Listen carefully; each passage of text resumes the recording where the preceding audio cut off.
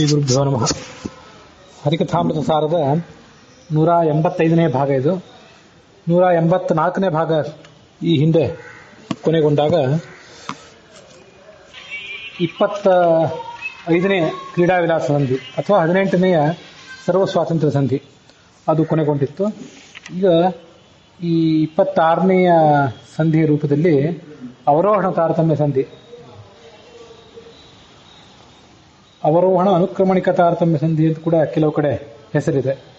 ಇದು ಕೆಲವು ಕಡೆ 27ನೇ ಸಂಧಿ, ಕೆಲವು ಕಡೆ 28, ಕೆಲವು ಕಡೆ 30, ಹೀಗೆ ಬೇರೆ ಬೇರೆ ಪಾಠದಲ್ಲಿದೆ. ನಿಮ್ಮೆದುರಿಗಿರುವಂಥ ಪುಸ್ತಕದಲ್ಲಿ ಯಾವ್ಯಾವ ಪುಸ್ತಕ ಅಂತ ನೀವು ಅದನ್ನು ಹೊಂದಾಣಿಕೆ ಮಾಡ್ಕೊಂಡು ನೋಡಬೇಕು. ಪ್ರಭಂಜನಾಚಾರ್ಯರ ಪುಸ್ತಕದಲ್ಲಿ ಇದು ಅವರೋಹಣ ತಾರತಮ್ಯ ಸಂಧಿ 26ನೇ ಸಂಧಿ. ಶ್ರೀರಮಣ ನಿಜ ಭಕ್ತರೆನಿಸುವ ವಾರಿಜಾಸನ ಮುಖ್ಯ ನಿರ್ಜರ ತಾರತಮ್ಯವ ಪೇಳ್ವೆ ಸಂಕ್ಷೇಪದಲ್ಲಿ ಗುರುಬಲದಿ. ಶ್ರೀರಮಣನಾದಂಥ ಪರಮಾತ್ಮನ ಯಾರು ಭಕ್ತರಿದ್ದಾರೆ ಅವರ ಕಥೆಯನ್ನ, ಅವರ ತಾರತಮ್ಯವನ್ನೆಲ್ಲ ಈಗ ಹೇಳ್ತೇನೆ. ವಾರಿಜಾಸನ ಮುಖ್ಯ ನಿರ್ಜರರ, ವಾರಿಜಾಸನ ಅಂದ್ರೆ ಚತುರ್ಮುಖ ಬ್ರಹ್ಮ, ಅವನೇ ಮೊದಲಾದಂಥ ದೇವತೆಗಳು, ಆ ಎಲ್ಲ ದೇವತೆಗಳ ತಾರತಮ್ಯವನ್ನು ಸಂಕ್ಷಿಪ್ತವಾಗಿ ಹೇಳ್ತೇನೆ. ಈ ಸಂಧಿಯಲ್ಲಿ ಹೆಚ್ಚಿನ ಗಡಸಾದಂಥ ವಿಷಯಗಳನ್ನ, ಪ್ರಧಾನವಾದ ವಿಷಯಗಳನ್ನ ನಾವೇನು ನೋಡೋದಿಲ್ಲ. ಹಿಂದೆ ಬಂದಂಥ ಸಂಗತಿಗಳೇ, ಅದನ್ನೇ ದಾಸರು ಸಂಕ್ಷಿಪ್ತವಾಗಿ ಹೇಳಿದ್ದಾರೆ ಪಾರಾಯಣ ಇತ್ಯಾದಿಗಳಿಗೆ ಒಂದು ಅನುಕೂಲಕ್ಕಾಗಿ. ಕೇಶವಗೆ, ನಾರಾಯಣಿಗೆ, ಕಮಲಾಸನ ಸಮೀರಣಗೆ, ವಾಣಿಗೆ, ವೀಶ ಫಣಿಪ ಮಹೇಶರಿಗೆ, ಷಣ್ಮಹಿಷಿಯರ ಪದಕ್ಕೆ, ಶೇಷರುದ್ರರ ಪತ್ನಿಯರಿಗೆ, ಸುವಾಸವ ಪ್ರದ್ಯುಮ್ನರಿಗೆ ಸಂತೋಷದಲ್ಲಿ ವಂದಿಸುವೆ ಭಕ್ತಿ ಜ್ಞಾನ ಕೊಡಲೆಂದು.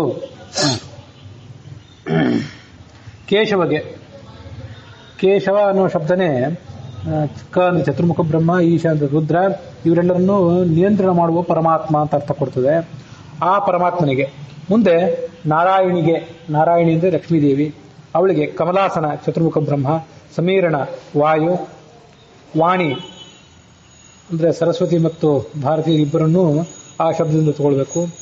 ವೀಶ ಫಣಿಪ ಮಹೇಶರಿಗೆ, ವಿ ಅಂದ್ರೆ ಪಕ್ಷಿಗಳು, ಅವುಗಳಿಗೆ ಒಡೆಯನಾದಂಥ ಗರುಡ, ಫಣಿ ಅಂದರೆ ಸರ್ಪಗಳು, ಅವುಗಳ ಅಧಿಪತಿಯಾದಂತಹ ಶೇಷ, ಮಹೇಶ ಅಂದರೆ ರುದ್ರ, ಇವರಿಗೆ.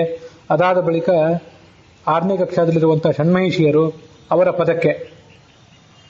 ಶೇಷ ರುದ್ರರ ಪತ್ನಿಯರಿಗೆ, ಮುಂದೆ ಗರುಡ, ಶೇಷ, ರುದ್ರ ಇವರ ಪತ್ನಿಯರಿಗೆ.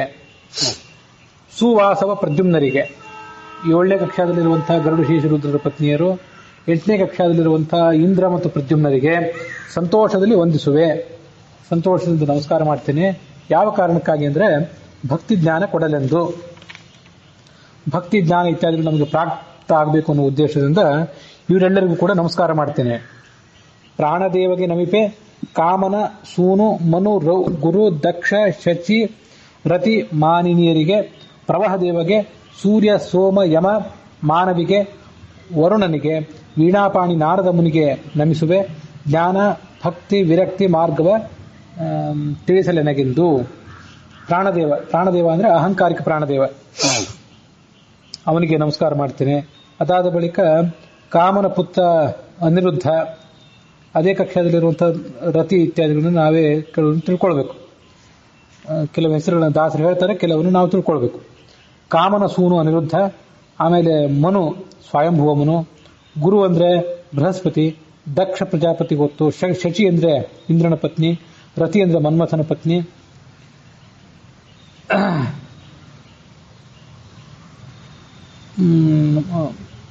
ಸೂನು, ಮನು, ಗುರು, ಶಚಿ, ದಕ್ಷ, ಶಚಿ, ರತಿ ಮಾನಿನಿಯರಿಗೆ, ಪ್ರವಹ ದೇವಗೆ, ಸೂರ್ಯ, ಸೋಮ, ಯಮ.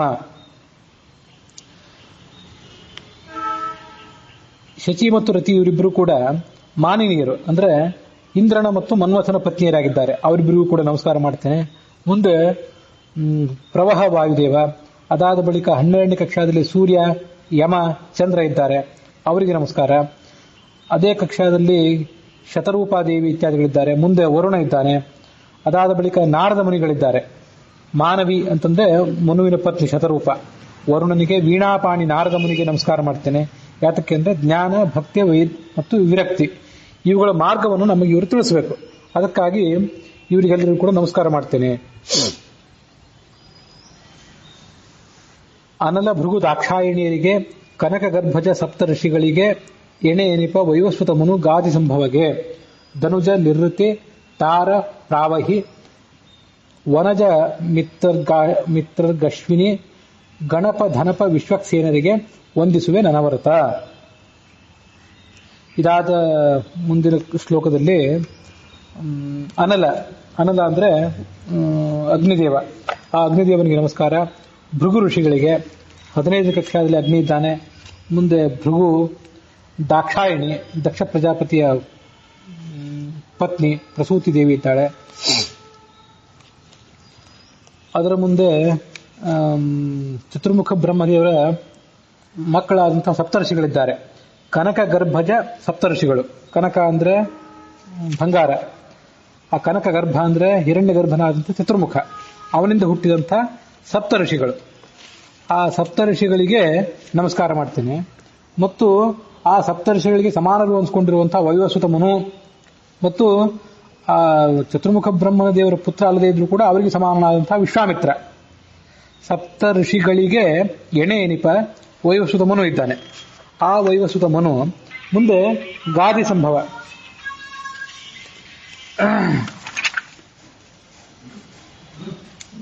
ಗಾದಿ ಅಂತ ಆ ವಿಶ್ವಾಮಿತ್ರನ ತಂದೆ, ಅವನಿಂದ ಹುಟ್ಟಿದಂಥ ಈ ವಿಶ್ವಾಮಿತ್ರನಿಗೆ ನಮಸ್ಕಾರ ಮಾಡ್ತೀನಿ. ಗಾದಿ ಸಂಭವ. ಧನುಜ ನಿವೃತ್ತಿ. ಮುಂದೆ ನಿವೃತ್ತಿ ಅಂತ ಒಬ್ಬ ದೇವತೆ, ಅವನು ಕೂಡ ರಾಕ್ಷಸ ಅಂತ ಕರೆಸ್ಕೊಂಡಿರುವಂಥವನು. ಸ್ವಭಾವತಃ ಸಾತ್ವಿಕ ಶಕ್ತಿಯ ದೇವತೆ, ಆದರೆ ನಿವೃತ್ತಿ ರಾಕ್ಷಸರಿಗೆ ಅಧಿಪತಿಯಾದಂತಹ ದೇವತೆ. ಧನುಜ ನಿವೃತ್ತಿ.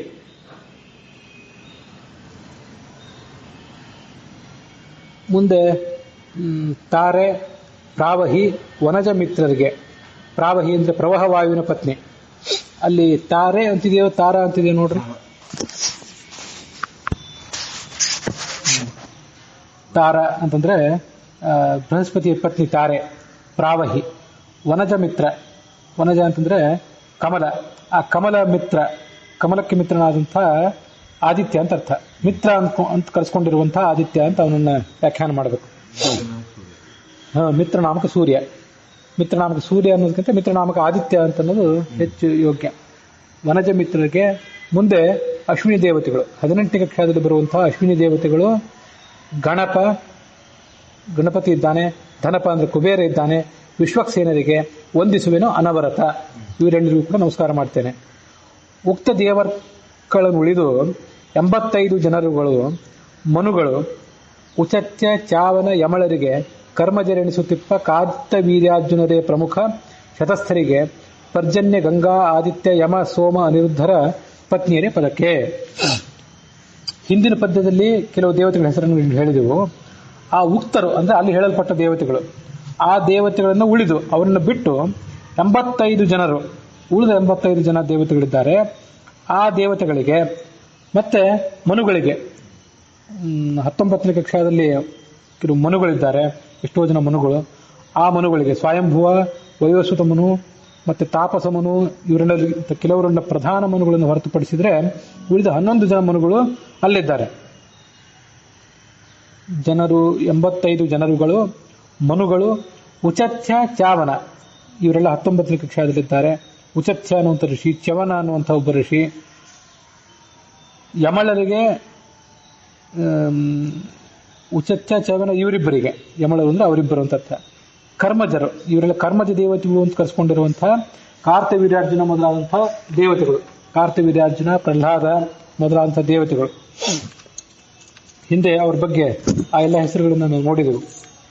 ಅವರೇ ಪ್ರಮುಖರಾದಂತಹ ದೇವತೆಗಳು. ಪ್ರಮುಖ ಶತಸ್ಥರಿಗೆ, ಆ ಎಲ್ಲ 100 ಜನ ಚಕ್ರವರ್ತಿಗಳಿಗೆ.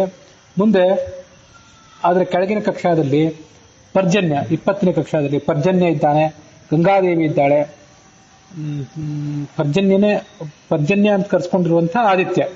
ಆ ಪರ್ಜನ್ಯ ಆದಿತ್ಯ, ಅದಾದ್ಮೇಲೆ ಗಂಗಾದೇವಿ, ಇವರೆಲ್ಲ ಇದ್ದಾರೆ. ಮುಂದೆ ಆದಿತ್ಯ, ಸೋಮ, ಯಮ, ಸೋಮ, ಅನಿರುದ್ಧರ ಪತ್ನಿಯರ ಪದಕ್ಕೆ. ಇವರಿಷ್ಟು ಜನ ಆದ ಬಳಿಕ ಚಂದ್ರ, ಸೂರ್ಯ, ಯಮ ಮತ್ತೆ ಅನಿರುದ್ಧನ ಪತ್ನಿ ಆದಂತಹ ಉಷಾ ಇಷ್ಟು ಜನರಿಗೆ. ಅಲ್ಲಿ ಪತ್ನಿಯರನ್ನು ಅವರೆಲ್ಲರನ್ನೂ ಪತ್ನಿಯರನ್ನು ಇಟ್ಕೊಳ್ಬೇಕು. ಸೂರ್ಯನ ಪತ್ನಿ ಸಂಧ್ಯಾ, ಯಮನ ಪತ್ನಿ ಶ್ಯಾಮಲ, ಚಂದ್ರನ ಪತ್ನಿ ರೋಹಿಣಿ, ಅನಿರುದ್ಧನ ಪತ್ನಿ ಉಷಾ, ಬ್ರಹ್ಮಾಂಡಕ ಅಭಿಮಾನಿ ದೇವತೆ ಆದಂತಹ ಉಷಾ, ಇವರೆಲ್ಲರಿಗೂ ಕೂಡ ನಮಸ್ಕಾರ ಮಾಡ್ತೇನೆ. ಆದಿತ್ಯ, ಯಮ, ಸೋಮ, ಅನಿರುದ್ಧರ ಪತ್ನಿಯರ ಪದಕ್ಕೆ. ಅಲ್ಲಿ ಕನ್ನಡದಲ್ಲಿ ಕೆಲವು ಕಡೆ ಕನ್ಫ್ಯೂಸ್ ಆಗೋಗ್ತದೆ, ತಪ್ಪೇನಲ್ಲ. ಪರ್ಜನ್ಯ ಎಂಬ ಸೂರ್ಯ, ಗಂಗಾ, ಆದಿತ್ಯ ಎಂಬ ಮತ್ತೊಬ್ಬ ಸೂರ್ಯ, ಯಮಪತ್ನಿಯಾದ ಶ್ಯಾಮಲ, ಚಂದ್ರ ಪತ್ನಿಯಾದ ರೋಹಿಣಿ, ಅನಿರುದ್ಧ ಪತ್ನಿಯಾದ ಉಷಾ, ಇವರ ಪಾದಗಳಿಗೆ ನಮಸ್ಕಾರ ಮಾಡ್ತೇನೆ ಅಂತಿದೆ. ಅಲ್ಲಿ ಆದಿತ್ಯ ಎಂಬ ಸೂರ್ಯನ ಪತ್ನಿಯಾದ ಸಂಧ್ಯಾ ಅಂತ ಬರ್ಕೊಳ್ಬೇಕು. ಅದಿಲ್ಲ. ಹೊಸದಾದ ದಾಸರು ಹೇಳಿದ್ದು ಆದಿತ್ಯ, ಯಮ, ಸೋಮ, ಅನಿರುದ್ಧ ಈ 4 ಜನ ಪತ್ನಿಯರ, ಈ 4 ಜನರ ಪತ್ನಿಯರೇನಿದ್ದಾರೆ ಅವರಿಗೆ ನಮಸ್ಕಾರ ಅಂತ. ಆದ್ರೆ ಅನುವಾದ ಮಾಡುವವರು ಆದಿತ್ಯ ಎಂಬ ಸೂರ್ಯ ಅಂತ ಹಾಕಿ ಕಾಮ ಹಾಕಿದ್ದಾರೆ. ಮುಂದೆ ಯಮಪತ್ನಿಯಾದ ಶ್ಯಾಮಲ, ಚಂದ್ರ ಪತ್ನಿಯಾದ ರೋಹಿಣಿ, ಅನಿರುದ್ಧ ಪತ್ನಿಯಾದ ಉಷಾ, ಇವರ ಪಾದಗಳಿಗೆ ನಮಸ್ಕಾರ ಮಾಡ್ತೀನಿ ಅಂತ. ಸೂರ್ಯನ ಪತ್ನಿ ಹೆಸರನ್ನು ಅವ್ರು ತಗೊಳ್ಳಿಲ್ಲ. ಅದು ತಗೊಳ್ಳದೆ ಇದ್ದದ್ದು ಗೊಂದಲಕ್ಕೆ ಕಾರಣ ಆಗ್ತದೆ. ಅಷ್ಟು ಸ್ಪಷ್ಟವಾದಂತಹ ಅನುವಾದ ಆಗೋದಿಲ್ಲ. ಹಾಗಾಗಿ ಸೂರ್ಯನ ಪತ್ನಿಯಾದ ಸಂಧ್ಯಾ ಅಂತ ಅಲ್ಲಿ ಸೇರಿಸ್ಕೊಳ್ಬೇಕು. ಪತ್ನಿಯರ ಅಂತ ಅನ್ನೋದನ್ನ ಆ 4 ಕೂಡ ಸೇರಿಸಬೇಕು. 4ಕ್ಕೂ ಅದು ಸೇರಿದಾಗ ಸರಿಯಾದ ಅರ್ಥ ಸಿಗ್ತದೆ. ಇಲ್ಲಿ ಈ 3ನೇ ಮತ್ತು 4ನೇ ಪದ್ಯಗಳನ್ನ ಒಂದ್ಸರಿ ನೀವೆಲ್ಲ ಗಮನಿಸಬೇಕು. ಅಲ್ಲೊಂದ್ ಕಡೆ ಸುಮ್ಮನೆ ಗುರುತು ಮಾಡಿಕೊಂಡು ಇಟ್ಕೊಂಡಿರ್ರಿ. ಸಂಗತಿಯನ್ನೊಂದು ಹೇಳಬೇಕಲ್ಲಿ. ವನಜ ಮಿತ್ರರಿಗೆ ಅಶ್ವಿನಿ ಗಣಪ ಧನಪ ವಿಶ್ವಕ್ಸೇನರಿಗೆ ವಂದಿಸುವೆ ನನವರತ ಅಂತ 3ನೇ ಪದ್ಯದಲ್ಲಿ ಬಂತು. ಅಶ್ವಿನಿ ದೇವತೆಗಳ ಹೆಸರು ಆ 3ನೇ ಪದ್ಯದಲ್ಲಿ ಬಂತು. ಅಲ್ಲಿ ಬಂದ ಮೇಲೆ ಉಕ್ತ ದೇವರ್ಕಳನ್ನುಳಿದು 85 ಜನರುಗಳು ಮನುಗಳು. ಈ ಹಿಂದೆ ಕೆಲವು ದೇವತೆಗಳು ಹೇಳಿ ಆಯಿತು. ಉಳಿದ 85 ಜನ ದೇವತೆಗಳು ಅವರನ್ನು ಶೇಷ ಶತಸ್ಥರು ಅಂತ ಕರೀಬೇಕು ಅಂತ ಇಲ್ಲಿ ದಾಸರು ಸೂಚನೆ ಮಾಡಿದ್ದಾರೆ. 4ನೇ ಪದ್ಯದಲ್ಲಿ 85 ಜನರನ್ನು ಹೇಳಿದರು. 3ನೇ ಪದ್ಯದಲ್ಲಿ ಆ 18ನೇ ಕಕ್ಷಾದಲ್ಲಿ ಸೇರುವಂತ ಅಶ್ವಿನಿ ದೇವತೆಗಳನ್ನ, ಗಣಪನನ್ನ, ಕುಬೇರನನ್ನ, ವಿಶ್ವಕ್ಸೇನನ್ನೂ ಕೂಡ ಹೇಳಿದರು. ಸೋಮಪಾನಾರ್ಹರಾದಂತಹ ದೇವತೆಗಳೇನಿದ್ದಾರಲ್ಲ, ಸೋಮಪಾನಾರ್ಹರಾದಂತಹ 100 ಜನ ದೇವತೆಗಳಲ್ಲಿ ಪ್ರಧಾನರಾದವರು ಹಿಂದೆ ಸೇರಿ ಹೋಗಿದ್ದಾರೆ. ಅಶ್ವಿನಿ ದೇವತೆಗಳು ಈ 85ರಲ್ಲೇ ಸೇರಬೇಕು. ಅವರು 18ನೇ ಕಕ್ಷಾದಲ್ಲಿ ಸೇರಬೇಕು.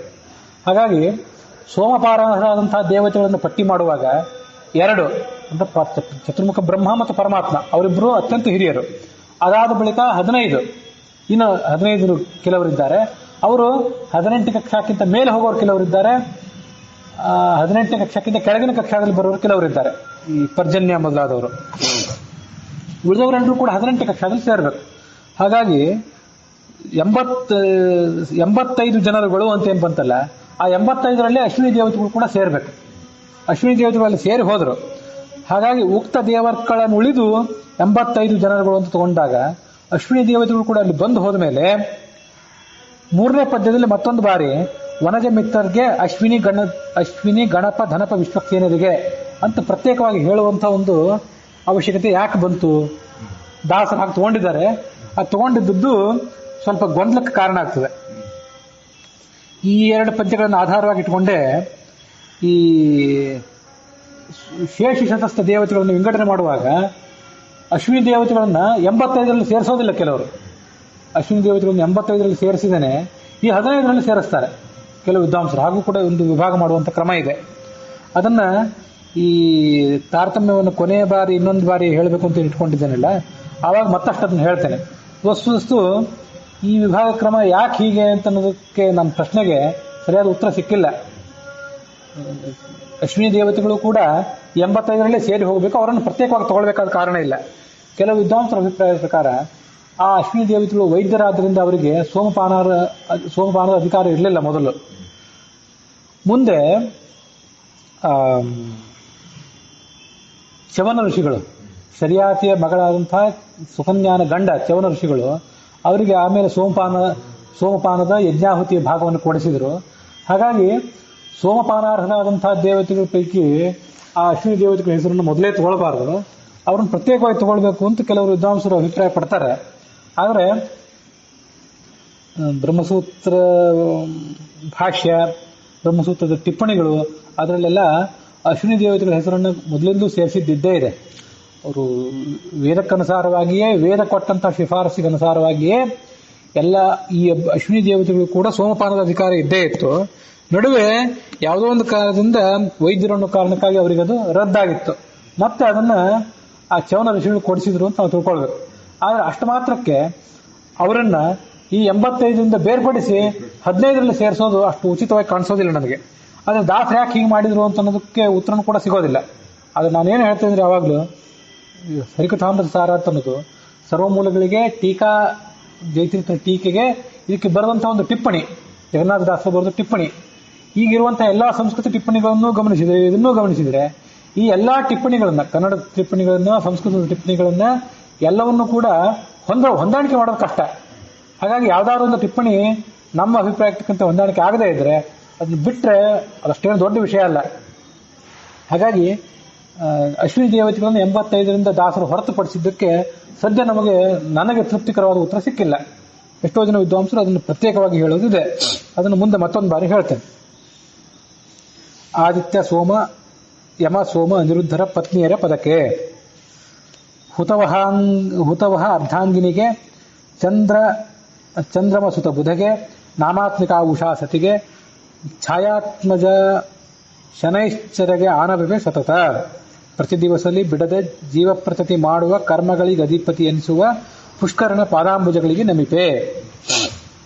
ಹುತವಹ ಅಂದ್ರೆ ಅಗ್ನಿ, ಅವನ ಅರ್ಧಾಂಗಿನಿಯಾದಂತಹ ಸ್ವಾಹಾದೇವಿ, ಚಂದ್ರಮನ ಮಗನಾದಂತಹ ಬುಧ, ಮುಂದೆ ನಾಮಾತ್ಮಿಕ ಉಷಾ, ಭಗವಂತನ ನಾಮಗಳಿಗೆ ಅಭಿಮಾನಿ ದೇವತೆಯಾದಂತಹ ಉಷಾ ಒಬ್ಬಳಿದ್ದಾಳೆ, ಅಶ್ವಿನಿ ದೇವತೆಗಳ ಪತ್ನಿ ಈಕೆ. ಆ ಉಷಾ ಇದ್ದಾಳೆ.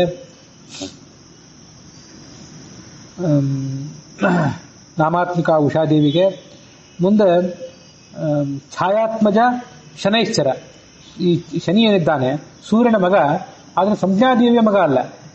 ಸಂಜ್ಞಾದೇವಿಯ ನೆರಳಾಗಿ ಮತ್ತೊಬ್ಬಳಿದ್ದಲ್ಲ ಛಾಯಾ ಅಂತೇಳಿ, ಅವಳಿಂದ ಹುಟ್ಟಿದವನು. ಅದಕ್ಕಾಗಿ ಛಾಯಾತ್ಮಜ ಶನೈಶ್ಚರಿಗೆ ಆನವಪಿ ಸತತ. ಮುಂದೆ ಪುಷ್ಕರ ಅಂತ ಒಬ್ಬ ಇದ್ದಾನೆ ಕರ್ಮಾಧಿಪತಿ, ಅವನಿಗೂ ಕೂಡ ನಮಸ್ಕಾರ ಮಾಡ್ತೇನೆ. ಪ್ರತಿನಿತ್ಯ ಈ ಎಲ್ಲಾ ಜೀವರು ಕೂಡ ಮಾಡುವಂತಹ ಕರ್ಮಗಳು ಏನೇನಿವೆ ಆ ಎಲ್ಲಾ ಕರ್ಮಗಳು ಮಾಡುವಂತಹ ಎಲ್ಲಾ ಕರ್ಮಗಳಿಗೂ ಈತ ಅಧಿಪತಿ, ಅಭಿಮಾನಿ ತನಿಸ್ಕೊಂಡಿದ್ದಾನೆ. ಅದಕ್ಕಾಗಿ ಆ ಪುಷ್ಕರನಿಗೂ ಕೂಡ ನಾನು ನಮಸ್ಕಾರ ಮಾಡ್ತೇನೆ. ಪುಷ್ಕರನ ಪಾದಾಂಬುಜಗಳಿಗೆ ನಮಿಪೆ. ಇದನ್ನ ಅನುಸಂಧಾನಕ್ಕೆ ತಂದ್ಕೊಳ್ಳೋದು ಒಳ್ಳೇದು. ಈ ಪುಷ್ಕರಂದು ನಾವು ಬಿಟ್ಟಿದ್ದೇವೆ ಎಷ್ಟೋ ಸಂಗತಿಗಳನ್ನ.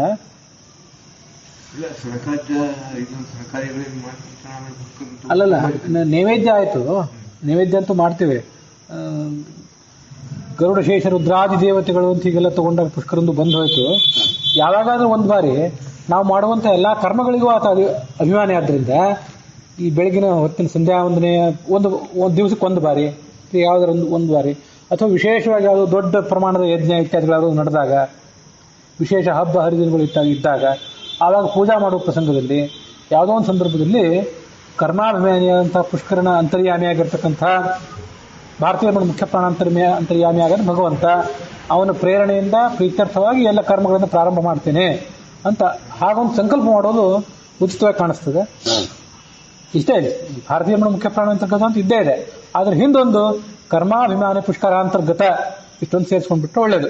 ಈಗಾಗಲೇ ಬೆಳಗಿನ ಹೊತ್ತಿನ ಸಂಧ್ಯಾವಂದನೆಯಲ್ಲಿ ನಾನು ನಾಮಾಭಿಮಾನಿನಿ ಉಷಾಂತರ್ಗತ ಭಾರತೀಯ ಮುಖ್ಯ ಪ್ರಾಣಾಂತರ್ಗತ ಅಂತ ಕೆಲವು ಬಾರಿ ಅಂತೀನಿ, ದಿವಸ ಏನು ಅನ್ನೋದಿಲ್ಲ.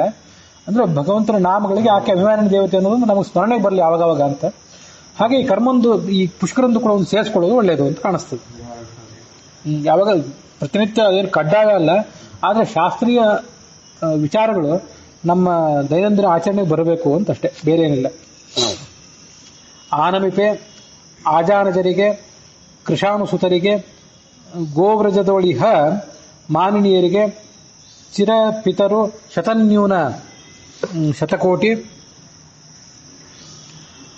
ಮೌನಿ ಜನರಿಗೆ, ದೇವಮಾನವ ಗಾನ ಪ್ರೌಢರಿಗೆ, ಅವನಿಪರಿಗೆ, ರಮಾನಿವಾಸನ ದಾಸವರ್ಗಕ್ಕೆ ನಮಿಪೆ ನನವರತ. ಮುಂದೆ ಈ ಕಕ್ಷಾದಲ್ಲಿ ಇರುವಂತಹ ಉಳಿದ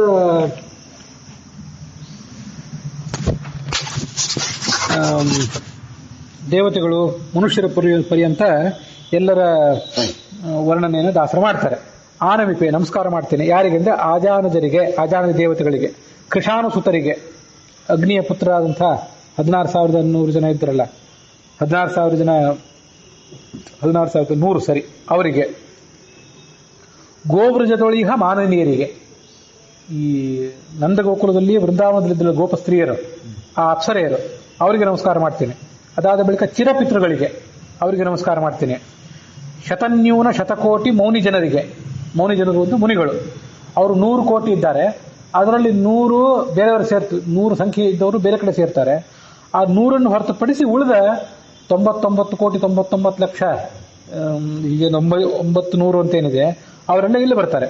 ಆ ಮೌನಿ ಜನರಿಗೆ, ದೇವ ಮಾನವ ಗಾನ ಪ್ರೌಢರಿಗೆ, ಗಾನಪ್ರೌಢರು ಅನ್ನೋ ಶಬ್ದದಿಂದ ದಾಸರು ಗಂಧರ್ವರನ್ನು ಸೂಚನೆ ಮಾಡಿದ್ದಾರೆ. ದೇವಗಾನ ಪ್ರೌಢರು ಅಂದ್ರೆ ದೇವಗಂಧರ್ವರು, ಮಾನವ ಗಾನ ಪ್ರೌಢರು ಅಂತಂದ್ರೆ ಮಾನವ ಗಂಧರ್ವರು, ಇಷ್ಟೇ, ಮನುಷ್ಯ ಗಂಧರ್ವರು. ಇವರಿಗೆ ನಮಸ್ಕಾರ ಮಾಡ್ತೀನಿ. ಮುಂದೆ ಅವನಿಪರಿಗೆ, ಅವನಿ ಅಂದ್ರೆ ಭೂಮಿ, ಭೂಮಿಪರು ಅಂದ್ರೆ ಚಕ್ರವರ್ತಿಗಳು.